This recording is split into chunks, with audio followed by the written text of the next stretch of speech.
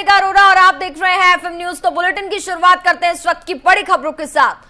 मुख्यमंत्री पुष्कर सिंह धामी ने देहरादून आरटीओ कार्यालय का आकस्मिक निरीक्षण किया है। बता दें कि सुबह करीब 10 बजे मुख्यमंत्री के अचानक आरटीओ पहुंचने से हड़कंप मच गया। मुख्यमंत्री के छापे के दौरान अधिकारी और कर्मचारी बेहद कम संख्या में पहुंचे थे। इस दौरान 80% कर्मचारी अनुपस्थित भी मिले। इससे नाराज होकर के मुख्यमंत्री ने कार्रवाई की है और इस दौरान सीएम ने आरटीओ दिनेश पटोई को सस्पेंड भी कर दिया है। औचक निरीक्षण के दौरान मुख्यमंत्री ने पाया कि आरटीओ कार्यालय में आम जनता अपने वाहनों से संबंधित कार्यों के लिए सुबह 9 बजे से मौजूद थी, लेकिन कार्यालय में कुछ कर्मचारियों को छोड़कर आरटीओ के मुख्य अधिकारी दिनेश चंद्र पटोई मौजूद नहीं थे। उनके साथ ही काफी कर्मचारी सुबह के 10:30 बजे होने के बावजूद मौजूद नहीं थे। कार्यालय के कर्मचारियों और अधिकारी की लापरवाही देखकर सीएम धामी ने आरटीओ दिनेश चंद्र पटोई को निलंबित करने के निर्देश दिए। परिवहन सचिव अरविंद सिंह हांकी को निर्देशित किया है और साथ ही ये भी कहा है कि जितने भी कर्मचारी समय होने के बावजूद उपस्थित नहीं हैं, उन पर सख्त से सख्त कार्रवाई की जाए। ठीक प्रकार से सुविधाएं मिले और जो हम लोगों ने, हमारी सरकार ने जो तय किया है कि 10 बजे का टाइम है, 9:30 बजे का टाइम है, उस टाइम पर सभी कार्मिक अपने अपने दफ्तरों में पहुँचे। पिछले कुछ दिनों से यहाँ की शिकायत मिल रही थी, इन दफ्तरों में लोग ठीक टाइम से नहीं आते, जबकि हमारे यहाँ पहले ही सबके लिए सर्कुलर जारी हो रखा है कि ठीक टाइम पर पहुँचें और सभी जगह अनिवार्य रूप से बायोमेट्रिक कर दिया गया है। इसलिए आज मैं ठीक 10 बजे वहाँ पहुँचा हूँ। जो भी कार्मिक वहाँ पर नज़ारत पाए गए उनके खिलाफ कार्रवाई करने के लिए। सर, चारधाम यात्रा अपने सुचारू रूप से चल रही है। कुछ मौसम विभाग की तरफ से सर येलो अलर्ट किया गया है, आपकी तरफ से सर सभी मतलब क्या निर्देश दिए गए हैं कि यात्रियों को दिक्कत ना हो सर किसी चीज़ की? यात्रियों को कोई दिक्कत न हो, उसके लिए हम लोग मौसम विभाग की जो भी सूचना आती है, मौसम विभाग की जो भविष्यवाणी होती है, उसके आधार पर हम आगे भी उस पर करते हैं और अपने जो आने वाले श्रद्धालु हैं, पर्यटक हैं, उन सभी को इसकी सूचना दिलाकर सबकी यात्रा आसान हो, सरल हो, सुरक्षित हो, उसमें जो भी दिशा निर्देश जारी करते रहते हैं। मैं अभी 10 बजे ठीक यहाँ आ गया आरटीओ ऑफिस में ना। ये मैंने आपसे बोला भी था कि ये कुछ शिकायत वगैरह आ रही है, तो यहाँ देख रहा हूँ कि 80% लोग यहाँ ऑफिस में है नहीं आरटीओ ऑफिस में। ठीक है, उनके रजिस्टर वगैरह हमने डी अफसर हैं इन्होंने रख लिया है। बायोमेट्रिक भी चेक करवा लिया, 15 मिनट हो गए, अभी तक कोई नीचे कुछ नहीं है। बायोमेट्रिक भी चल रही थी, आज से शुरू हुआ है इनका। और दूसरा आरटीओ है नहीं अभी यहाँ।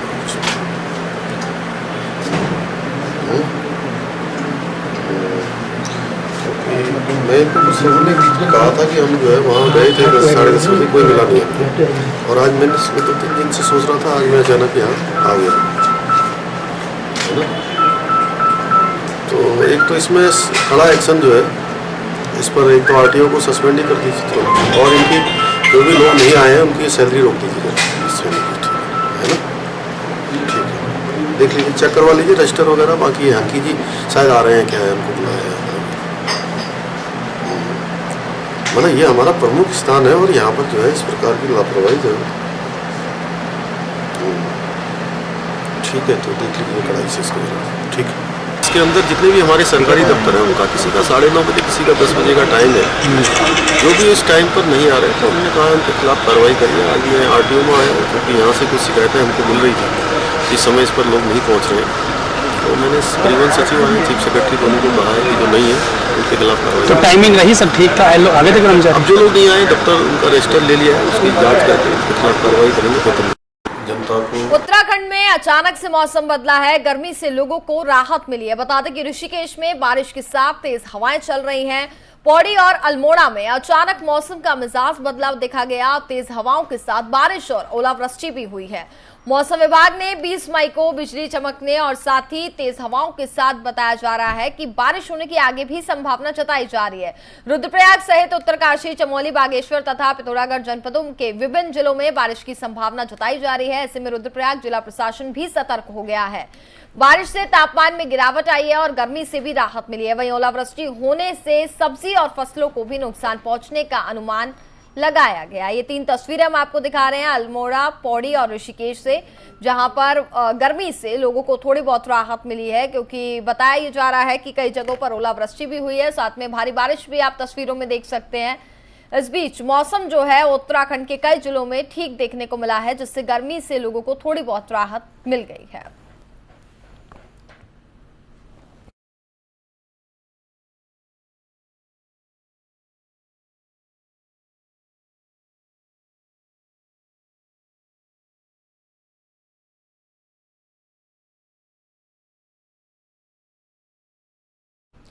बता दें कि बीजेपी नेताओं को चंपावत जाने पर रोक लगा दी गई है। बीजेपी नेताओं पर रोक लगी है, सिर्फ अधिकृत नेता ही चंपावत जा सकेंगे।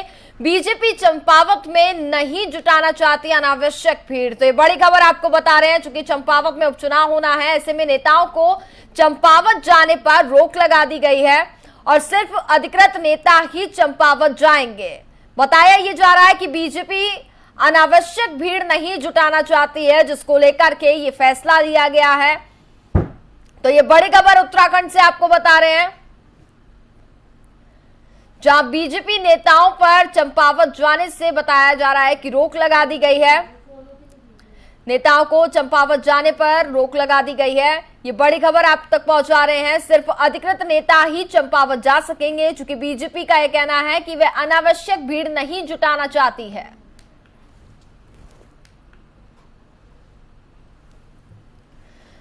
उपचुनाव के मद्देनजर क्षेत्र में शांति व्यवस्था को दुरुस्त एवं चाक चौबंद रखने के उद्देश्य से ये फैसले भी लिए जा रहे हैं, जिससे कुछ भी घटना घटित ना हो, इसको लेकर के ये फैसला लिया जा रहा है। नेताओं को चंपावत जाने पर रोक लगा दी गई है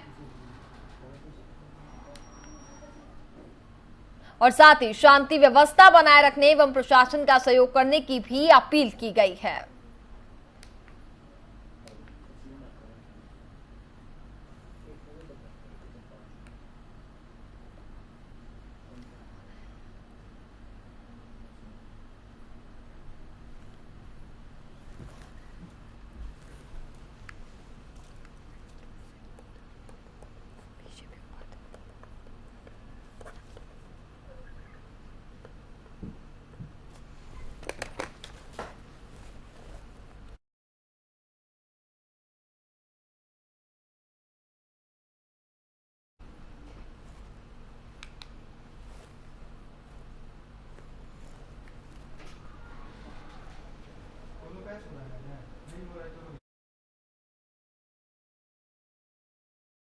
को बता रहे हैं कि बीजेपी नेताओं को चंपावत जाने पर रोक लगा दी गई है। बताया यह जा रहा है कि सिर्फ अधिकृत नेता ही चंपावत जा सकेंगे।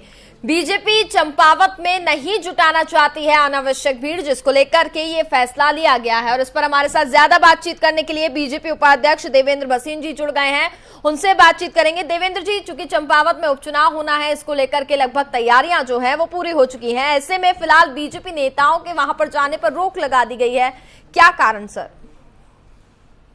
देखिए, जो हमारी चंपावत को लेकर के वो है रणनीति है जी। उसके तहत जो है हमने अलग अलग कमेटियां बना दी हैं और हमने इसमें जो अपने पदाधिकारी कार्यकर्ताओं को नामित कर दिया है जी। लेकिन ये भी क्या है कि जिन लोगों को काम सौंपा गया है वही लोग उस क्षेत्र में जाएं और अनावश्यक तौर पर अन्य लोग वहाँ इकट्ठे न हो, इसके लिए भी निर्देशित किया गया है।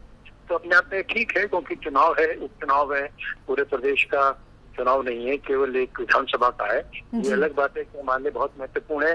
माननीय मुख्यमंत्री श्री पुष्कर सिंह धामी जी वहाँ से चुनाव लड़ रहे हैं और ये भी तय है कि वो जीतने वाले हैं और ऐतिहासिक विजय प्राप्त करने वाले हैं।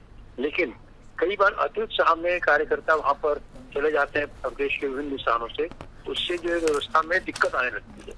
इस कारण से ये बात कही गई थी, दोबारा भी इस बात को कहा गया है कि जिनकी वहाँ आवश्यकता है उनको बताया जा रहा है, चलिए वे लोग वहाँ पहुंचेंगे, ठीक है, और बाकी जो है अपना काम करेंगे। ठीक है sir, thank you.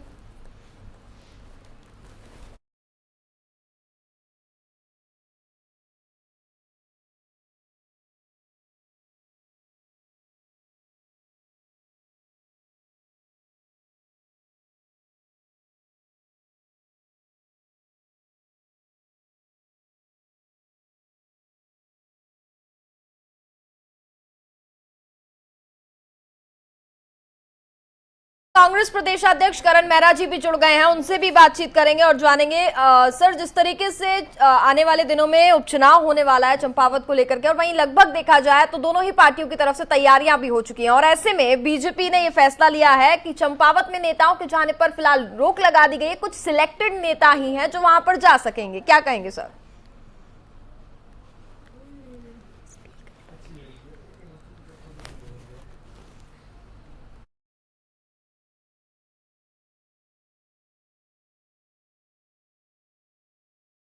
Ji sir, मेरा सवाल ये था कि आने वाले समय में कुछ ही दिनों में उपचुनाव होने वाले हैं, इसको लेकर के लगभग दोनों ही पार्टियों की तरफ से तैयारियां भी हो गई हैं, और ऐसे में बीजेपी ने फैसला लिया है कि चंपावत में कई जो नेता हैं वो नहीं जाएंगे, बीजेपी के ही नेता, सिर्फ सिलेक्टेड नेताओं के जाने की अनुमति दी गई है। इस फैसले पर सर क्या कहना चाहेंगे?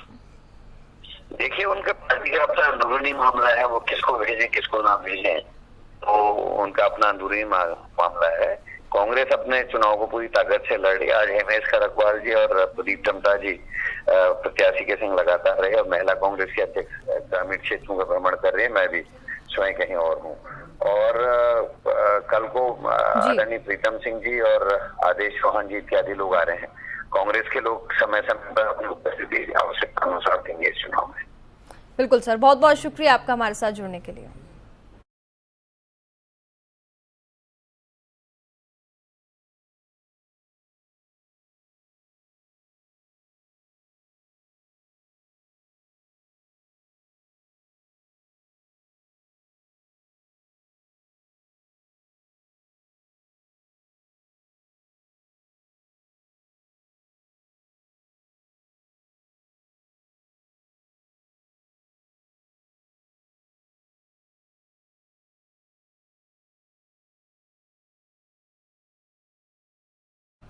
तो इस वक्त की बड़ी खबर आपको बता दें, एक बड़ी खबर उत्तराखंड से इस वक्त मिल रही है, जहां आम आदमी पार्टी को बड़ा झटका लगा है।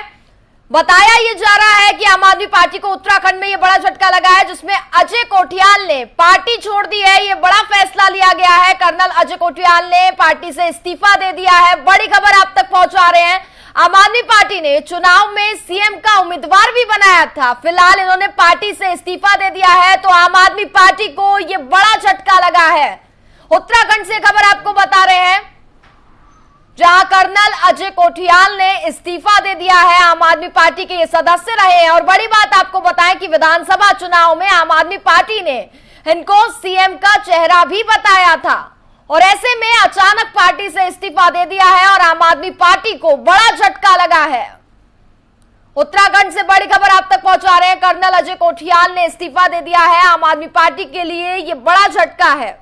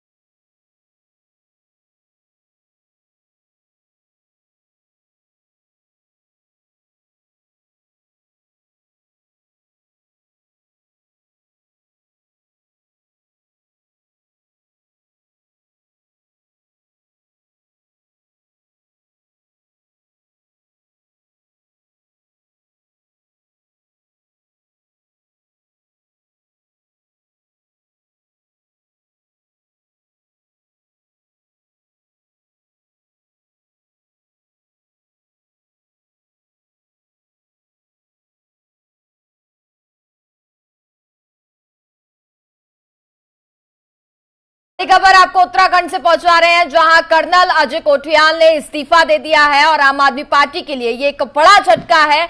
चूंकि विधानसभा चुनाव में अगर हम बात करें तो हालांकि उत्तराखंड में वहां से आम आदमी पार्टी को जीत तो हासिल नहीं हुई थी, लेकिन आम आदमी पार्टी ने सीएम का चेहरा भी इनको बनाया था। आखिर क्या ऐसी घटना घटी है जिसके बाद इतना बड़ा फैसला जो है वो कर्नल अजय कोठियाल ने लिया है और आम आदमी पार्टी से इस्तीफा दे दिया है। एक और तो जहां पार्टी अपने आप को काफी ज्यादा हर राज्य में मजबूत करने का काम कर रही है, लेकिन वहीं उत्तराखंड से ये बड़ा झटका जो है वो आम आदमी पार्टी को लगा है, चूंकि कर्नल अजय कोठियाल ने इस्तीफा दे दिया है। ज्यादा बातचीत करने के लिए संवाददाता अजय पांडे इस वक्त जुड़ गए हैं। अजय, आम आदमी पार्टी को एक बड़ा झटका लगा है, जहां एक और उन्होंने विधानसभा चुनाव में अजय कोठियाल को सीएम का चेहरा बनाया था, लेकिन फिलहाल उन्होंने पार्टी से इस्तीफा दे दिया है। बिल्कुल, देखिए, आम आदमी पार्टी के लिए ये किसी बड़े झटके से कम नहीं है, क्योंकि उत्तराखंड में आम आदमी पार्टी अपनी सियासी जमीन को मजबूत करने में जुटी हुई है और आम आदमी पार्टी लगातार इस बात का दावा करती रही है कि वो उत्तराखंड में तीसरे विकल्प के रूप में प्रदेश की जनता के लिए काम करेंगे और प्रदेश की जनता के सामने खुद को तीसरे विकल्प के रूप में उन्होंने पेश भी किया था। पहली बार उत्तराखंड में विधानसभा चुनाव आम आदमी पार्टी ने लड़ी और कर्नल अजय कोठियाल को मुख्यमंत्री का चेहरा बनाया। कर्नल अजय कोठियाल ने प्रदेश के सभी क्षेत्रों का दौरा किया। उन्होंने दिल्ली मॉडल को लेकर के बात की आम जनता से और ये कहा कि वो उत्तराखंड में आम जनता अगर आम आदमी पार्टी की सरकार बनाती है तो दिल्ली मॉडल उत्तराखंड में लागू किया जाएगा और तेजी के साथ उत्तराखंड का विकास होगा। चूंकि कर्नल अजय कोठियाल सैनिक पृष्ठभूमि से रहे हैं, वो युवाओं के चहेते भी रहे हैं, तमाम युवाओं को उन्होंने सेना में भी भेजा है, अपने खर्चे से उन्होंने ट्रेनिंग की थी, दिलाई भी है युवाओं को। तो कुल मिलाकर के जिस तरह का उनका परिवेश रहा है, जिस तरह की पृष्ठभूमि रही है, वो आम आदमी पार्टी के लिए काफी मुफीद साबित हो रही थी। जनता में जनाधार आम आदमी पार्टी का पहले बढ़ रहा था, लेकिन जैसे ही विधानसभा चुनाव हुआ, उस चुनाव के दौरान आम आदमी पार्टी ने खाता नहीं खोला। आम आदमी पार्टी के जो तमाम प्रत्याशी थे उनकी जमानत जब्त हो गई। कर्नल अजय कोठियाल भी अपना चुनाव हार गए और ऐसे में वो काफी समय से सार्वजनिक कार्यक्रमों से दूरी बनाए हुए थे और आम लोगों के बीच में भी वो नहीं जा रहे थे। अचानक में उन्होंने आज पार्टी से इस्तीफा दे दिया है। अपना त्यागपत्र उन्होंने पार्टी के राष्ट्रीय संयोजक अरविंद केजरीवाल को भेज दिया है और जिस तरह से पहले चर्चाएं चल रही थी कि संभवतः कर्नल अजय कोठियाल चुनाव के बाद आम आदमी पार्टी से दूरी बनाएंगे, उसी तरह की बात यहाँ पर जरूर देखने को मिली है, क्योंकि कई ऐसे सवाल भी यहाँ पर देखने को मिल रहे हैं। क्योंकि आम आदमी पार्टी ने प्रदेश अध्यक्ष जिसको बनाया उस समय इनसे अजय कोठियाल से कोई परिचर्चा नहीं की। इसके साथ साथ तमाम ऐसे कार्यक्रम भी आम आदमी पार्टी की ओर से अब चलाए जाने की बात कही जा रही है, जिसमें अजय कोठियाल लगातार दूरी बनाए हुए हैं। ऐसे में इस बात को लेकर के पहले से ही संभावना जताई जा रही थी कि संभवतः अजय कोठियाल अब आम आदमी पार्टी से दूरी बनाएंगे। अब वो किस राष्ट्रीय दल में जाते हैं, कौन से दल क्षेत्रीय दल में जाते हैं। अजय जी, तो क्या ये प्रदेशाध्यक्ष के पद की लड़ाई थी? जी हाँ, बिल्कुल। देखिए, जैसे ही दीपक बाली को आम आदमी पार्टी ने प्रदेश अध्यक्ष बनाया, उसके बाद से ही इस बात को लेकर के चर्चाएं चलने लगी थी कि संभवतः कर्नल अजय कोठियाल अब आम आदमी पार्टी में नहीं रहेंगे, क्योंकि जब दीपक बाली को प्रदेश अध्यक्ष की जिम्मेदारी सौंपी गई थी तो उस वक्त कर्नल अजय कोठियाल से कोई चर्चा नहीं की गई थी, उनसे इस विषय में कोई बातचीत नहीं की गई थी और संभवतः यही उनकी नाराजगी का बड़ा कारण भी रहा है। लेकिन इसके पीछे जो उन्होंने तर्क दिया है, जो इस्तीफे में उन्होंने बात लिखी है, उन्होंने इस बात का जिक्र किया है कि प्रदेश के जो पूर्व सैनिक हैं, अर्ध सैनिक हैं और उनके परिवार के लोग हैं, बुजुर्ग हैं, महिलाएं हैं, और उनको उनकी भावनाओं का सम्मान करते, उनकी भावनाओं को देखते हुए मैं अब आम आदमी पार्टी में नहीं रहना चाहता हूँ, इस बात का उन्होंने जिक्र किया है। तो इसका एक इशारा आप जरूर समझिए कि विधानसभा चुनाव के दौरान जिस तरह की मेहनत कर्नल अजय कोठियाल ने की थी, आम जनता के बीच पहुंचते रहे, लेकिन उनको पूरी तरह से जिस तरह जनता ने नकार दिया, तो संभवतः उन्होंने इस वजह को भी। अजय जी, बहुत बहुत शुक्रिया तमाम जानकारी के लिए।